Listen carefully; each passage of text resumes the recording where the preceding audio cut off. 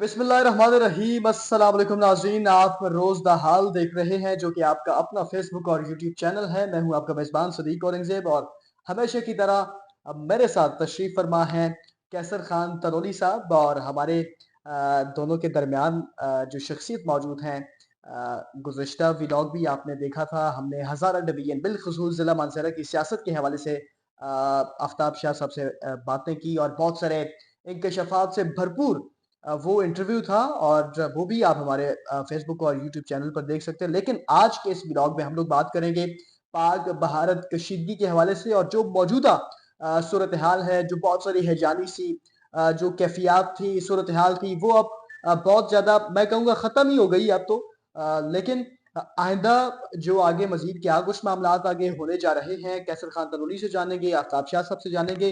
तो मैं बढ़ूँगा सबसे पहले कैसर खान तनोली की जानिब। कैसर तनोली, जिस तरह पाकिस्तानी अफ़वाज की जानिब से, मुसल्लह अफ़वाज की जानिब से भरपूर और बड़ा प्रोफ़ेशनली जवाब दिया गया, सुबह भी हमने इस चीज़ का ज़िक्र किया।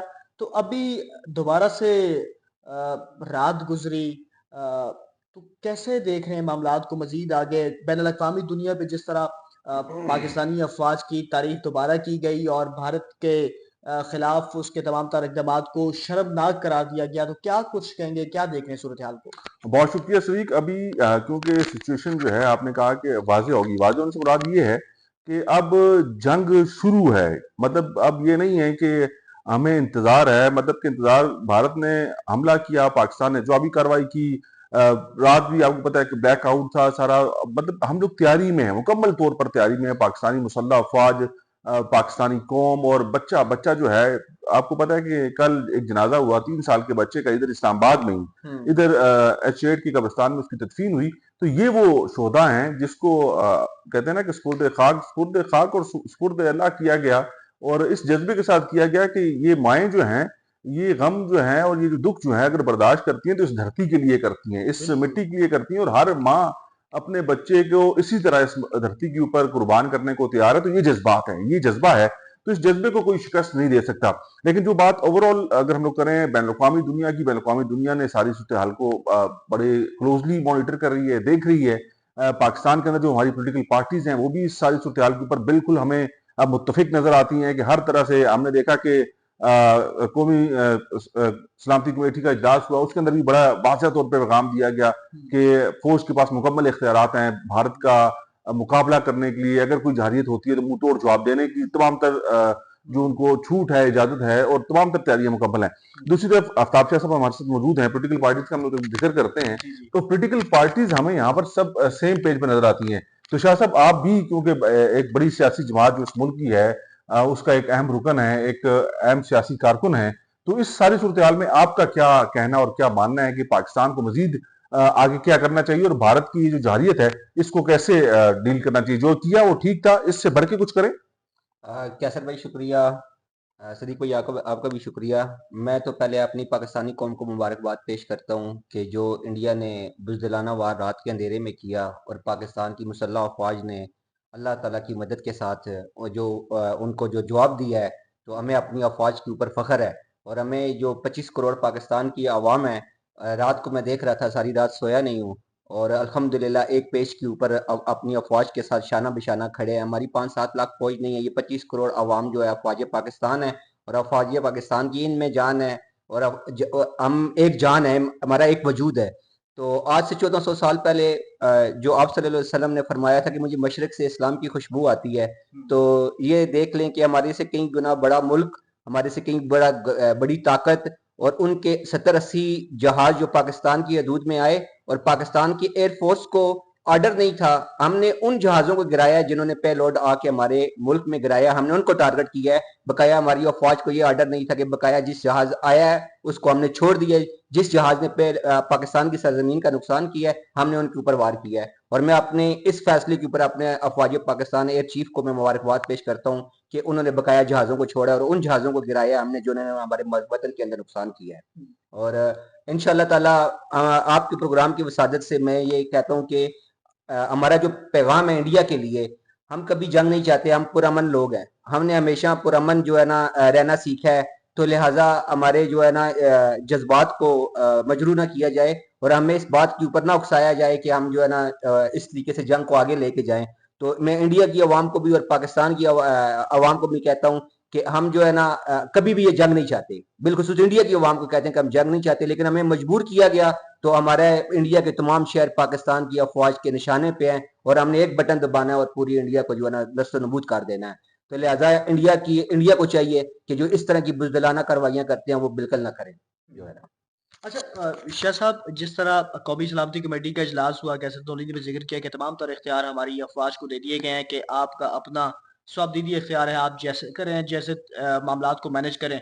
दोबारा इस तरह की अगर भोंडी हरकत भारत की जानिब से की गई, जिस तरह हमारे मासूम निहत्ते जो खवातीन थी, बिलखसूस छोटे बच्चे थे, उनको शहीद किया गया। अभी भी कहा जा रहा है 2-3 बच्चे हैं, उनकी हालत कुछ खतरे में ही है, ज़्यादा ज़ख्मी है।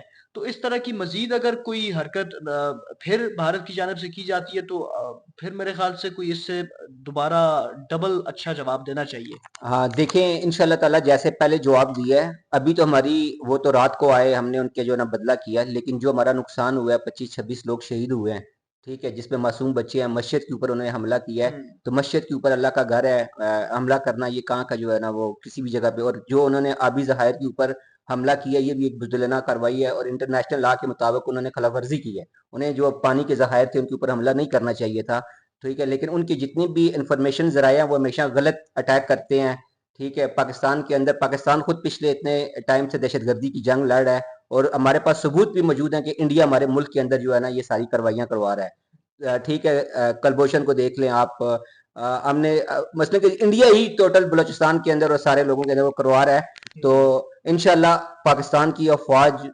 ईमान की कुव्वत, ईमानी जज्बा है इनके अंदर, शहादत का जज्बा है। तो जब पाकिस्तान के फौजी वर्दी पहनते हैं तो वो कहते हैं कि हम कफन पहन रहे हैं। तो जिस कौम के अंदर ये जज्बा है, ठीक है, जिसकी अफवाज के अंदर, जिसकी अवाम के अंदर, तो उसको दुनिया की कोई ताकत शिकस्त नहीं दे सकती। और हदीस में आता है कि जो काफिला इमाम मेहदी अलैहिस्सलाम के लिए निकलेगा वो पाकिस्तान, ईरान, अफगानिस्तान और हिंदुस्तान का कुछ इलाका होगा, ठीक है? और उसमें मेन जो किरदार इंशाल्लाह ताला होगा इन ममालिक को होगा और ये इमाम मेहदी अलैहिस्सलाम की अफवाज होगी। मेरा ये ईमान है जो है। कैसर तौली, आप बताइएगा आखिर में, जिस तरह भारत की जानिब से मैंने पहले भी कहा कि बुज़दिलाना जो ओछी हथकंडे किए गए, फिर एक हरकत की गई जिसमें हमारे मासूम निहत्ते जो बच्चे थे वो शहीद हुए, मसाजिद को शहीद किया गया। तो आगे इंडिया बार-बार पहले भी उन्होंने जो प्रोपेगेंडा किया बेनकाब हुआ, इस मर्तबा भी वो बुरी तरह जिस तरह उन्होंने हरकत की, फिर जो उनको जवाब दिया गया बिलखुसूस, तो इस जवाब को कैसे देख रहे हैं? देखिए इसलिए कि एक चीज बहुत वाज़ेह है, हमने पहले भी इसके ऊपर बात की है कि हम लोग पाकिस्तान के किरदार की बात ज्यादा करते हैं, पाकिस्तान की मिलिट्री और पाकिस्तान की फोर्सेस की बात इसलिए ज्यादा करते हैं कि ये बड़े पेशा वराना और बड़े माहिर और बड़े प्रोफेशनल सोल्जर्स हैं, ऑफिसर्स हैं, जिनको पता है कि उन्होंने कैसे चीजों को डील करना है। दुनिया इस चीज की जो है ना मुतारिफ है और दुनिया इस चीज को मानती है कि पाकिस्तानी मुसल्लह अफवाज बेहतरीन अफवाज हैं और उनको अपने मामलात को चलाने का बेहतरीन हुनर आता है। और उसी सिलसिले को आगे बढ़ाते हुए पाकिस्तान ने आखिरी हद तक बार बार मुतनबे किया भारत को, कि बार बार कहा कि अगर आपने कोई खिलाफ वर्जी की, अगर कोई आपने जहारियत की, तो आप किसी गलतफहमी का शिकार मत रहना, हम आपको मुंह तोड़ जवाब देंगे। अब भारत ने जहारियत की, रात के अंधेरे में की, सबके सामने है, दुनिया ने उसको देखा, दुनिया ने उसको कहा भी, लानतें भी दी कि ये डोनाल्ड ट्रंप का बड़ा क्लियर स्टेटमेंट था, उन्होंने कहा कि बड़ा शेमफुल एक्ट है कि आप मतलब ये वो लानते हैं जो भारत के नसीब में हमेशा आती है। स्पेन ने भी किया, बिल्कुल ऐसी। अब दूसरी तरफ आपको पता है कि राफेल की उन्होंने मिट्टी प्लीत की कर दी, जो कि 5th जनरेशन आपको पता है वो एयरक्राफ्ट है, फाइटर जेट है, उसकी मिट्टी प्लीज कर दी और उसमें कसूर कभी अच्छा, फ्रांसीसी आज कह दिया इदारे ने कि जिन्होंने बनाई थी, उन्होंने कह दिया कि पहले तो हम एक्सपेक्ट नहीं कर रहे थे, इसको गिरा नहीं सकता, लेकिन उन्होंने ये एडमिट किया कि एक का तो हमें कंफर्म है कि मार नहीं, मैं उस तरफ जा ही नहीं रहा। देखिए नहीं, मैं अभी शाह साहब मसला पता क्या है? मसला राफेल का नहीं है, मसला इंडियन एयरफोर्स की नालायकी और नाकामी का है। उनके जो पायलट्स हैं उनकी नालायकी और नाकामी है। राफेल 5th जनरेशन एयरक्राफ्ट है, मैं बताया पहले, जो उससे बेहतरीन चीज आपके पास है ही नहीं है। लेकिन उन्होंने ये बात भी की, बहुत से जरा ये कह रहे थे कि अगर यही राफेल पाकिस्तान के पास हो तो पाकिस्तानी पायलट्स इसको इतनी महारत के साथ इसका इस्तेमाल करें और भारत को लग पता जाए।